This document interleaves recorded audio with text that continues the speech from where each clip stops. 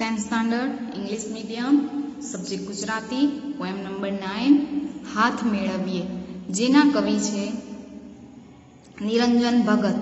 એમનો જન્મ તારીખ 19/5/1926 રોજ થયો હતો અને આ કાવ્યનો સાહિત્ય પ્રકાર છે ઉર્મી કાવ્ય.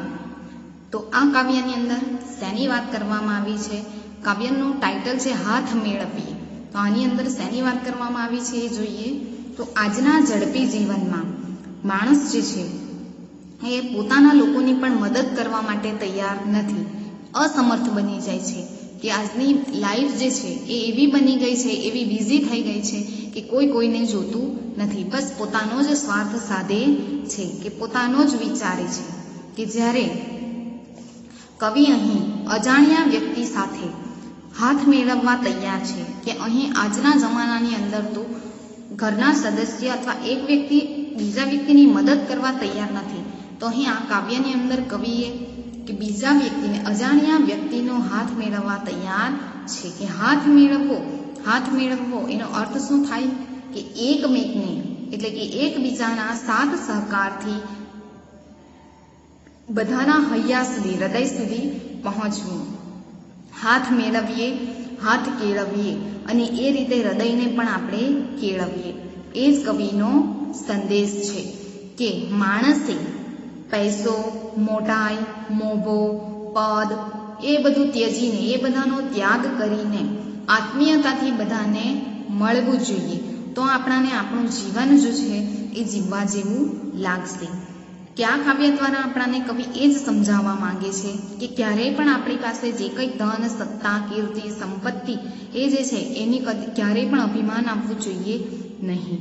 કે આપણે જ્યાં સુધી બીજા ગરીબ અમીરનો ભેદ ભૂલીને, પૈસા, મોભો એ બધું ત્યજીને આત્મીયતાથી લોકોની સાથે નહીં જીવીએ ત્યાં સુધી આપણાને આપણું જીવન જીવવા જેવું લાગશે નહીં.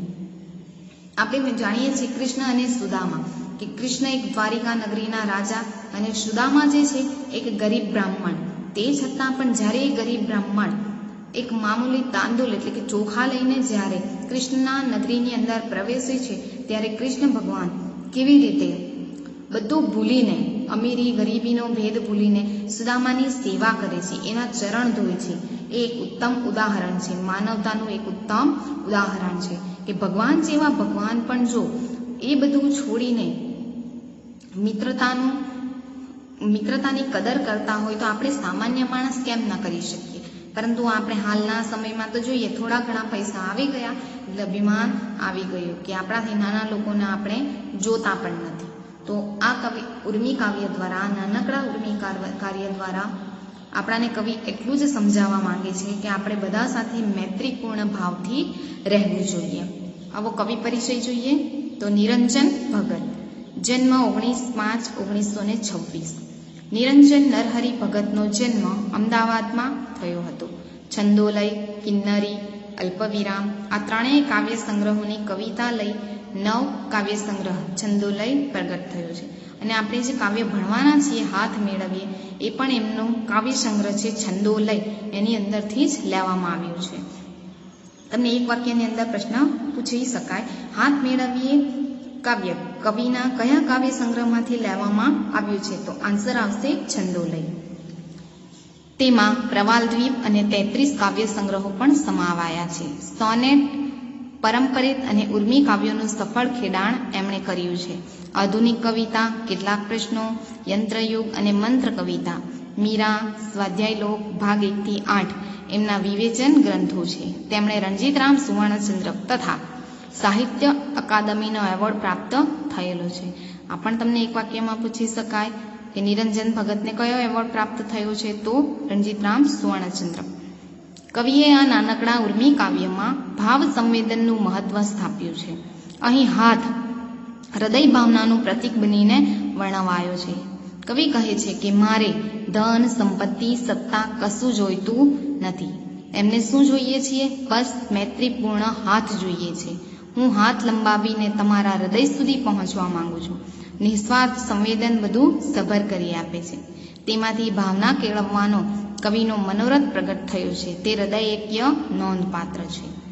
આ કાવ્યની અંદર બસ એક જ વાત કવિ કહેવા માંગે છે કે મારે ધન સત્તા કીર્તિ કસાયનું કંઈ કામ નથી, મારે તો બસ તમારો મૈત્રીપૂર્ણ હાથ જોઈએ છે. આવો કાવ્ય જોઈએ. લાવો તમારો હાથ મેળવીએ. કવિ શું કહે છે કે લાવો તમારો હાથ મેળવીએ, એટલે કે હું તમને મારો હાથ લંબાવીને કહું છું કે હું તમને મારો હાથ લંબાવીને કહું છું કે આપણે મિત્ર બનીએ. આવો સૌ આપણે મિત્રો બનીએ. કે અહીં કવિ નિસ્વાર્થ ભાવે બધાની સાથે મિત્રતા રાખવા માંગે છે. કે કવિ કહે છે કે લાવો તમારો હાથ, હું તમારી સાથે મિત્રતા કરવા માંગુ છું. કહો શું મેળવી લેવું હશે મારે? પ્રશ્ન કરે છે કવિ. કહો શું મેળવી લેવું હશે મારે? કે તમારા હાથમાંથી તમારો હાથ હું માંગુ છું લંબાવીને, બરાબર? હાથ માંગુ છું તમારો, તો મારે શું એ હાથમાંથી શું લેવું હશે? તમારા હાથમાં તો કેટલું એ ધન હશે, સત્તા હશે, કીર્તિ હશે. લેખક શું કહે છે કે તમારા હાથમાં તો કેટલું એ ધન છે, સત્તા છે, કીર્તિ છે, ઘણું બધું છે તમારી પાસે. તો શું શું નથી હોતું તમારા હાથમાં? લેખકે પ્રશ્ન કર્યો છે કે તમારા હાથમાં શું નથી હોતું? મારે કશાનું કામ ના. લેખક શું કહે છે કે મારે આ બધાનું કશું કામ નથી, કે મારે ધન, સત્તા, કીર્તિ, માલ, મિલકત, સંપત્તિ એ બધાનું કંઈ કામ નથી. ખાલી તમારો હાથ, કે મારે તો બસ ખાલી તમારો હાથ જોઈએ છે. ખાલી તમારો હાથ એટલે કે મારે તો ફક્ત તમારી મિત્રતા જોઈએ છે. તમારી ધન દોલતમાં મને કોઈ દિલચસ્પી નથી. ના ના, આપણા બે ખાલી હાથમાં કેટલું છે? પાછા લેખક કહે છે કે ના ના, આપણા આ જે હાથ ખાલી દેખાય છે, બરાબર, એ હાથની અંદર તો કેટલું બધું છુપાયેલું છે. કહેવાનો અર્થ કે આપણે નરી આંખે, ઝીણી આંખે જોઈએ તો આપણા આ બંને હાથ આપણાને ખાલી દેખાય છે. શું આ બંને હાથમાં કશું નથી હોતું? ના, ઘણું બધું હોય છે. કે આપણે રોજિંદા અનેક કામ જે છે એ આ બે હાથે જ કરીએ છીએ. આપણા રોજિંદા જીવનની અંદર જે કંઈક પણ કામો થાય છે, સારા ખરા, એ બધા કામો આપણે આ બે હાથની મદદથી જ કરીએ છીએ. આ બે હાથ વડે જ આપણે ભલાઈના એટલે કે સારા કામો પણ કરીએ છીએ, ખરાબ કામો પણ કરીએ છીએ. આ હાથમાં જ કેટલું બધું છુપાયેલું છે. ધન છે, સત્તા છે, કીર્તિ છે. અને આ હાથ વડે મનુષ્ય જે છે એ સત્કર્મ પણ કરે છે.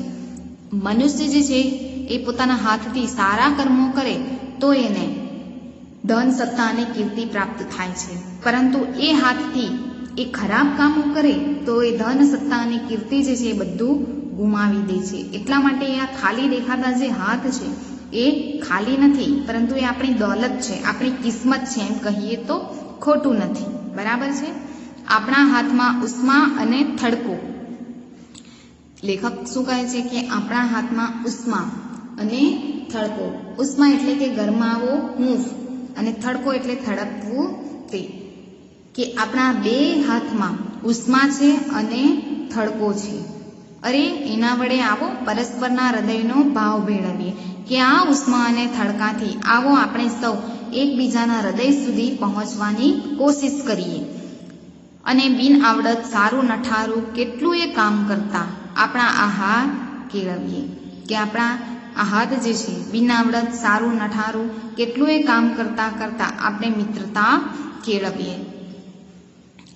કે અજાણ્યા છો ભલે તો એ જુઓ આ હાથ લંબાવી કહું લાવો તમારો હાથ મેળવીએ. લેખક શું કહે છે કે શું તમે અજાણ્યા છો? ભલે ભલે અજાણ્યા છો તો પણ જુઓ આ હાથ લંબાવીને હું એટલું જ તમને કહેવા માંગુ છું કે લાવો આપણે હાથ જોડીને મિત્રો બનીએ. કે લેખકની બસ એક જ ઈચ્છા છે કે વિશ્વની અંદર રહેનારા દરેક વ્યક્તિઓ સાથે નિસ્વાર્થ ભાવે મિત્રતા નિભાવે. અને આ કાવ્યનો આ જ સાર છે. અને આ કાવ્ય જે છે એ કવિના કાવ્ય સંગ્રહ છંદોલયમાંથી લેવામાં આવ્યો છે.